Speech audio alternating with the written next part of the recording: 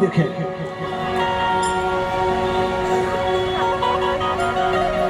भैया वहां पर कहते हैं मार्कंडे जी, 1000 युग उस प्रलय में मैं 1000 युग रहा।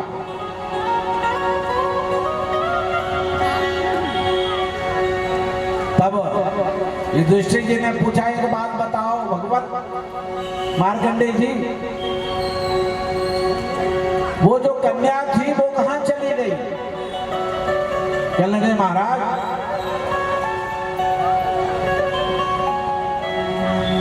एक समय भगवान शिव और मां पार्वती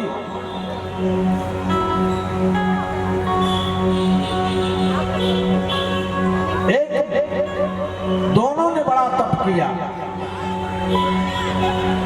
तप करके सुंदर तप कर रहे थे।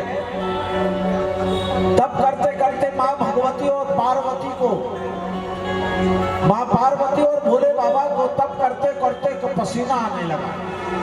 और जब पसीना आने लगा, सेद माने पसीना,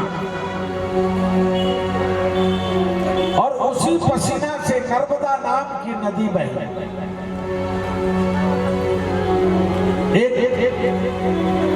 एक प्रलय में ये है, एक प्रलय में भगवान भोलेनाथ माता पार्वती के साथ क्रीड़ा कर रहे थे। उनके शरीर से जो जल निकला वो नर्मदा कहलाएगा।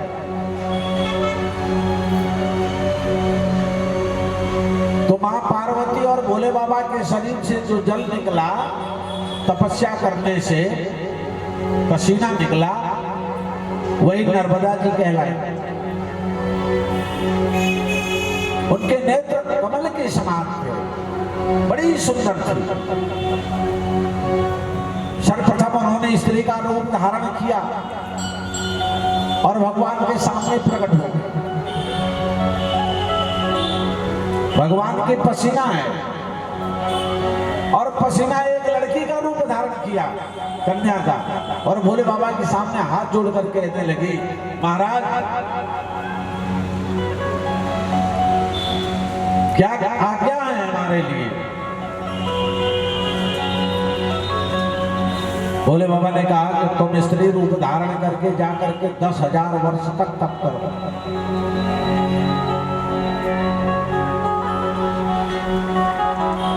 किसका तप करो? बोले हमारा तप करो, महादेव का। महाराज उस कन्या ने जाकर के 10,000 वर्ष तक भगवान का तप किया, भोले बाबा का। और तप करने के बाद महादेव प्रसन्न होकर के कहा, बेटी वर मांगो, क्या चाहिए? देखिए, महात्मा जब कोई अपने ऊपर प्रसन्न हो जाए, मैया प्रसन्न हो जाए, तो वरदान का सदुपयोग मांगे। कोई भी चीज उसका सदुपयोग सच्चा होना चाहिए। जैसे एक आदमी, उसके घर में 3 सदस्य थे, माता, पिता और बेटा, 3। और तीनों ने मिलकर के तपस्या किया, भोले बाबा प्रसन्न हो गए। भोले बाबा ने कहा, वरदान मांगो, वरदान मांगो। तो लड़का ने कहा, भी हमारे पिताजी जिंदा है, जिनसे वरदान मांगो। बोले पिताजी आप वरदान मांग लो। पिताजी ने कहा, बेटा अपने मम्मी से बोलो वो मांग ले, माता जी से बोलो वो मांग ले। तो बेटा ने कहा कि माता जी, पिताजी भी कह रहे हैं आप वरदान मांग लो। 3 वरदान देने के लिए बोल रहे हैं भोले बाबा। तो एक तुम मांग लेना, एक मैं मांग लूंगा, एक पिताजी मांग लेना। तो माता जी जरा लालची थी, तो माता जी ने पहला वरदान भोले बाबा से मांगा। बोले मांगो जल्दी, नहीं मैं जा रहा। भोले बाबा कह मैं जा रहा हूं। मांग लो महाराज, मांग लो। क्या मांगो? तो उसने कही, महाराज हमारे घर में सोना चांदी की बरसात हो जाए, हीरा जवाहरात की बरसात हो जाए। भोले बाबा ने कहा यो मस्त। उसके घर में भैया हीरा मोती की बरसात हो गई, पूरा घर भर गया, आंगन भर गया।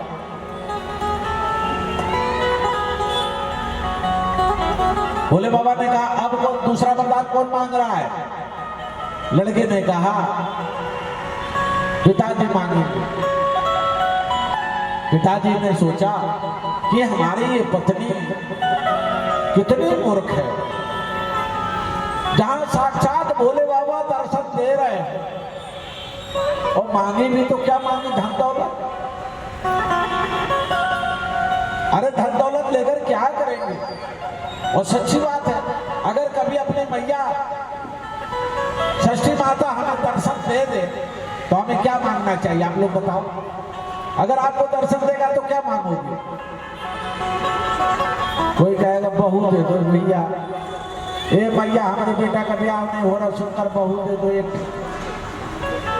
यही मांगोगे ना? जो गरीब होगी कहेगा धन दे दो। और जबकि बहू बहुत लड़त हुआ तो वो कहेगा महाराज जी हमारे बहू की सुधार दो। जबकि सास लड़त हुआ तो बहू कहेगी सास को सुधार। पर इनमें से कोई एक नहीं कहेगा कि हे मैया आप ऐसे ही मुझे दर्शन देते रहना, अपने चरणों में स्थान दे दो हमें, ऐसा कोई नहीं कहेगा। देखो ना, रोज जल लेके आते हैं लोटा में ना, एक लोटा जल चढ़ाते हैं, बदले में 4-5 मांग के जाते हैं नंदी बाबा के कान में। महाराज जी एक साथ में 4 मांगेंगे, ब्याह, लड़का का भी ब्याह हो जाए, बेटी का भी ब्याह हो जाए, ये हो जाए, वो हो जाए, ऐसा। एक बार मैंने कहा देखो हमारे नंदी को बैल कहा गया है, उनके पास बुद्धि कम है, ज्यादा मानोगे तो नंदी बाबा भूल जाएंगे। कल सुनाया था ना कथा, इसलिए एक मांगो और फिर कल दूसरे दिन दूसरी लिस्ट मत बता देना, 10-15 दिन इंतजार करना, फिर दूसरी मांगो।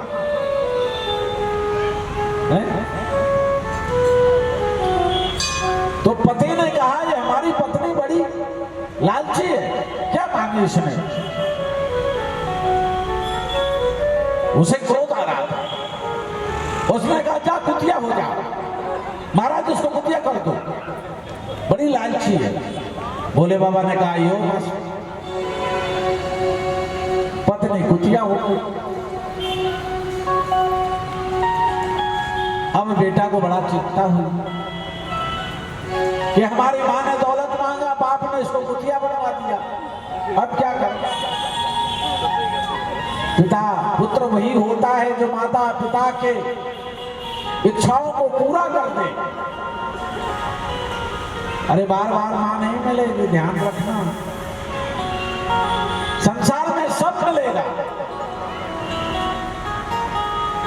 पर मां बाप नहीं मिलेंगे मेरे भाई,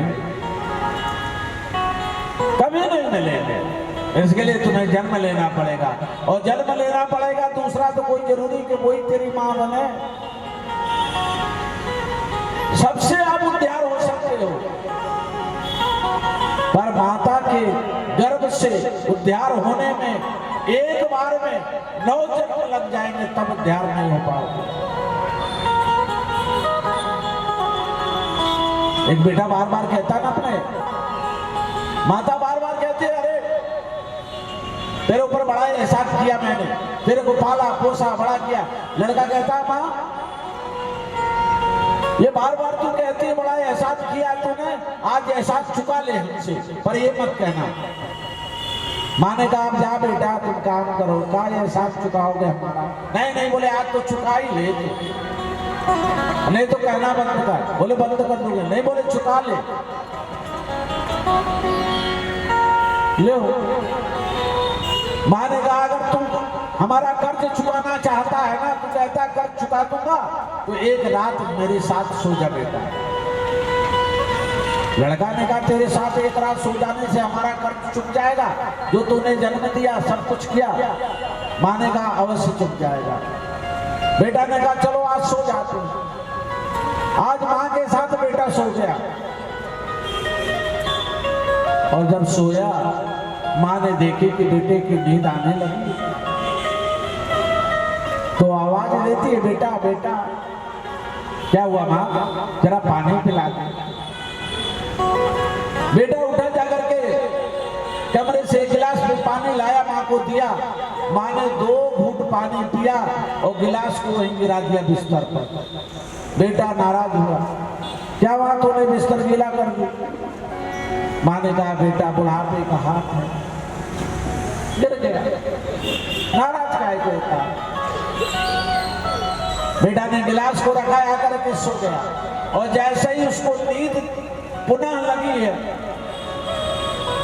मैया ने फिर जगा दिया माँ ने, बेटा बेटा उठो, प्यास लगी, पानी ला दो।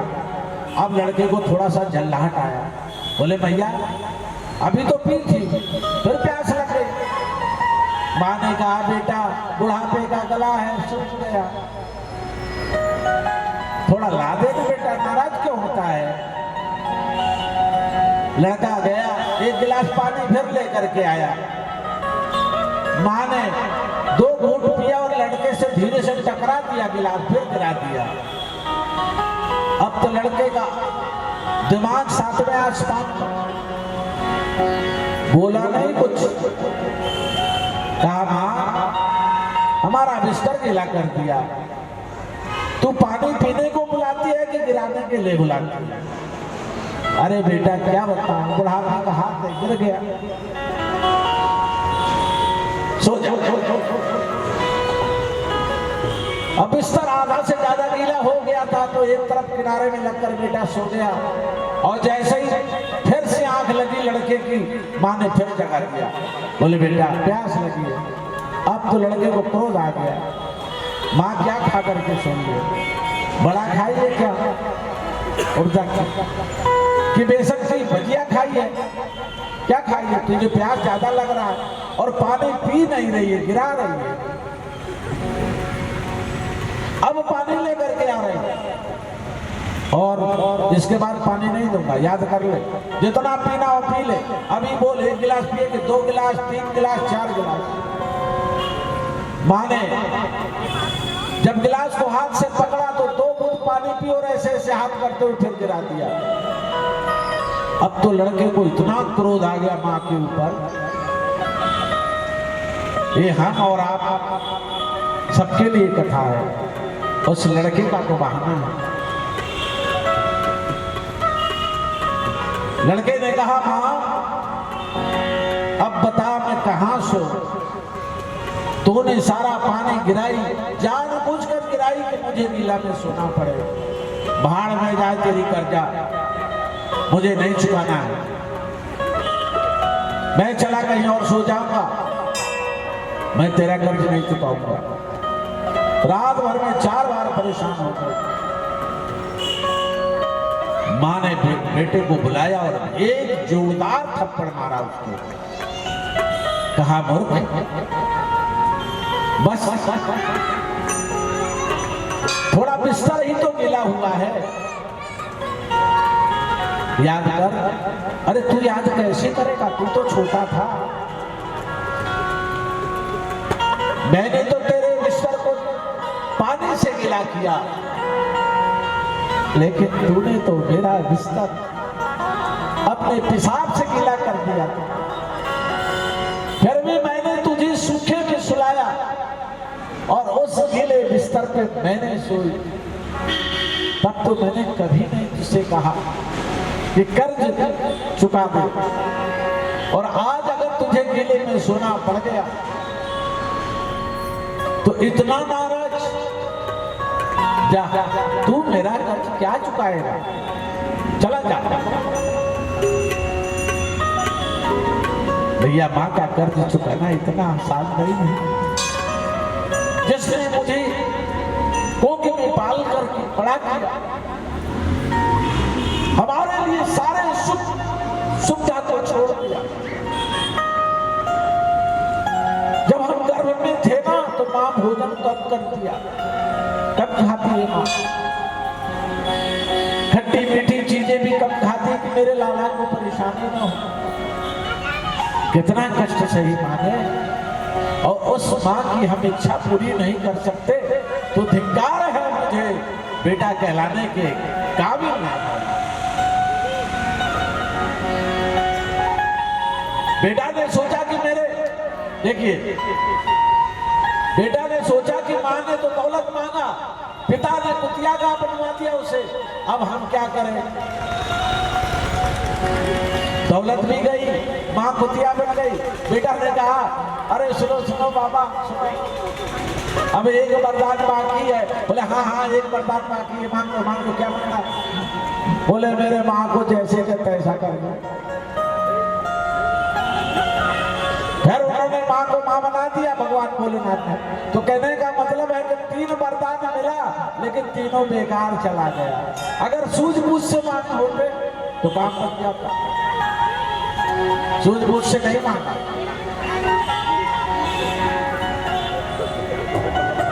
नर्मदा ने कहा महाराज आप वर देना चाहते हो तो मुझे एक काम करो। भोले बाबा से नर्मदा जी कहती हैं कि अगर वर देना चाहते हो तो एक बात सुनो,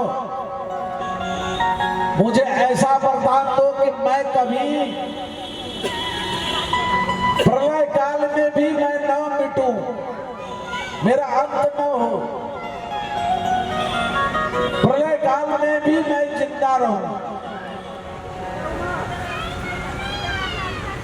और कन्या के रूप में न रहूं, मैं एक नदी के रूप में रहूं, ताकि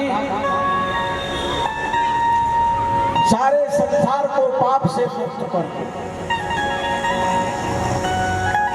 देखिए नर्मदा जी के में जो स्नान करते वहां के रहवासी लोग होते हैं ना, वो नर्मदा जी के अंदर कपड़ा गीला नहीं धोते। जो साड़ी नहाए ना, वो साड़ी को गीला करके लाके बाहर निचोते हैं कि पानी, गंदा वाला पानी नर्मदा माँ के अंदर न जाए। और नर्मदा जी की परिक्रमा, कल मैं बता रहा था कि परिक्रमा कितने प्रकार का होता है। एक बार एक नर्मदा किनारे एक महात्मा जी मिले हमसे। महात्मा जी से पूछा मैंने, महाराज कहां से आ रहे हो? बोले बच्चा मैं नर्मदा जी का परिक्रमा कर रहा हूं। कौन सा परिक्रमा बाबा? बाबा समझ गए कि बच्चा समझदार है। बोले बेटा मैं 3 साल 13 दिन, 3 साल 3 महीना 13 दिन वाली परिक्रमा कर रहा हूं। मैंने कहा महाराज कुछ अच्छी चीज सुनाओ, कुछ अपना अनुभव बताओ। तो बताने लगे महाराज जी सुनिए, मैं घर से महात्मा बन गया था, परिक्रमा करने के लिए निकला। अब माता जी का जो परिक्रमा करता है वो रुपया पैसा लेकर के नहीं जाता है। जो पैसा लेकर के जाता है मैया उसका पैसा रास्ते में छिनवा लेती है। जो डाकू मिल जाते हैं पैसा छीन लेते हैं। अब हुआ क्या, महात्मा जी बताते हैं कि हुआ क्या, मैं आगे गया नर्मदा जी के परिक्रमा में, सायंकाल का समय था। 5 भील आ गए, मुझे तलवार रखा, कोई धनुष बाण रखा है, कोई लठ रखा है, डंडा रखा। सब आकर बोले ओ बाबा रुको रुको रुको रुको बाबा रुको। अब डर के मारे हम रुक गए। बोलो जो तुम्हारे पास है सब दे दो। अब बाबा के पास क्या होगा, एक झोली था, उसमें एक जोड़ी कपड़ा था, कमंडल था, और क्या होगा बाबा के पास क्या रहेगा? बाबा ने कहा ले भैया सब कुछ ले लो। बाबा ने कमंडल दे दिया, अपने कपड़े की झोली दे दिया, सब दे दिया। कहा जाओ। अब बाबा चले गए। अब दूसरे दिन बाबा स्नान करके मैया की आरती पूजा करके और भोजन बना बनाने की तैयारी में थे, तब तक कोई डाकू फिर से आ गए। डाकुओं ने कहा बाबा जो तुम्हारे पास है सो दे दो। बाबा ने पहचान लिया, यही तो कल हमको लूटा था और आज फिरा। महात्मा जी ने कहा भैया कल तो तुम लूट करके हमें ले गए, हमारा कमंडल भी ले गए, हमारी लंगोट भी ले गए, हमारी धोती भी ले गए, हमारी थैला भी ले गए, अब हमारे पास क्या है बताओ।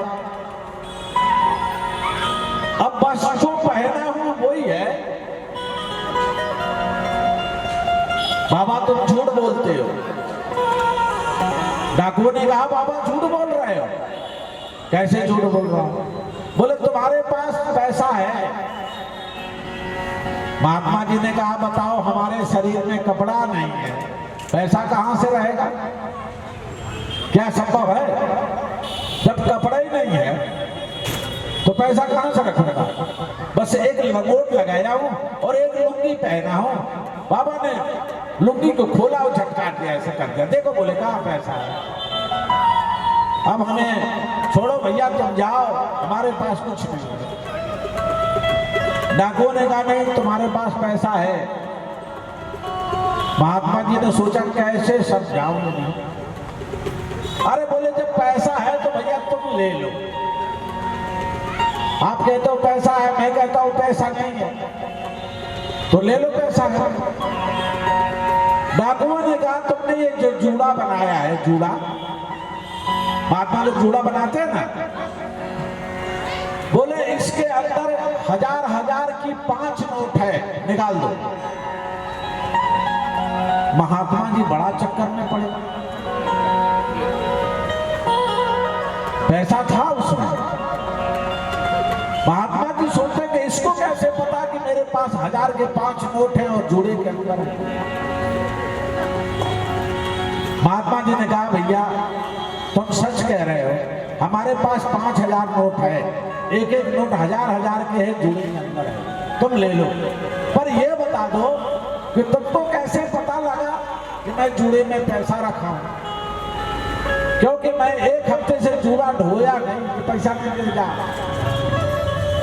तुम कैसे जान गए? उस डाकू ने कहा कि तुम नर्मदा जी को क्या कहते हो? बोले बहन मां मानते हो ना, सभी लोग नर्मदा मैया को मां कहते हैं, और हमको क्या कह रहे हो? बोले मामा। उनको मामा कहा जाता है, डाकुओं को मामा कहा जाता है। पहले तो बहुत लूट लेते, आजकल तो ऐसे हो गए कि अब वो लूटेंगे भी और तुमको खाने पीने के फिर से देंगे भी।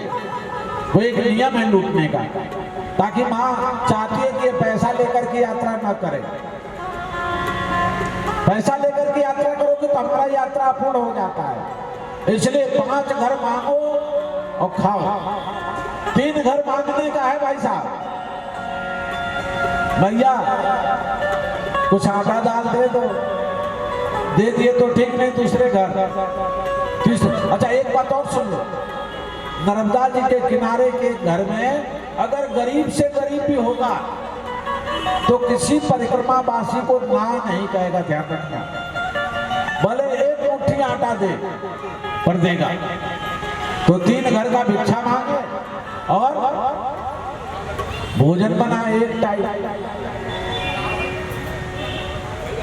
और जो इस प्रकार मैया का परिक्रमा करता है वो इस दुनिया में दोबारा नहीं जन्म लेता है, भगवान के संबंध होकर के भगवान के लोक में रहता है।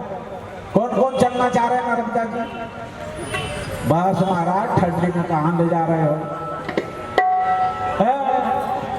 घर में गर्म पानी से नहा तो तुम कहां होते? नदी में, गंगा जी में, नर्मदा जी में ले आके मारोगे? कहां मारने के लिए जा रहे हैं? अभी हम कई बार बोलता हूँ नर्मदा जी चल रहे भैया, अरे महाराज घर में मर जाए ठीक है, कहाँ होते ले जाके मार रहे हैं मुझे?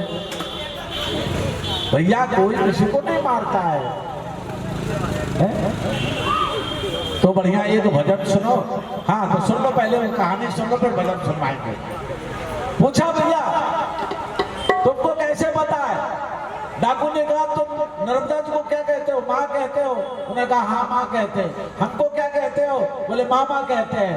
तो नर्मदा हमारी कौन हुई? बोले बहन। तुम्हारी कौन हुई? बोले माँ। मैं कौन हुआ? बोले मामा। मामा क्यों कहा गया? देखिए भाई बहन को सबसे प्रिय कौन होता है? भाई होता है ना। बहन को सबसे प्रिय कौन होता है? भाई। और उस जो हम हैं हमारे लिए सबसे प्रिय कौन है? माँ। तो माँ का जो प्रिय है भाई, इसलिए वहां डबल माँ लग गया, मामा। तो बोले जब आपको मैंने लूटा आप चले गए, इसके बाद एक कन्या आई, एक कन्या आई, वो डाकू बता रहे, एक कन्या आई और कन्या ने कहा इनको लूट लिए? बोले हाँ लूट लिए। बोले सब कुछ लूट लिए? बोले हाँ। बोले जो अभी गए हैं 1 घंटा पहले बाबा लोग, एक बाबा ने जूड़ा रखा था ना, लूट लिए? बोले हाँ सब लूट लिया, कुछ भी नहीं छोड़ा।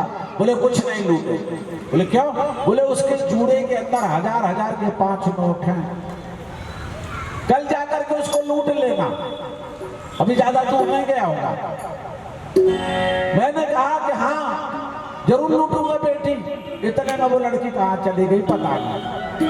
तो आज तुम्हें हमने यहाँ आकर के पकड़ा है, वो 5000 रुपया निकाल के हमको दे दो या मरने को तैयार करो। बाबा ने कहा भैया जे ले जा, छोड़ दे हमारा जान छोड़।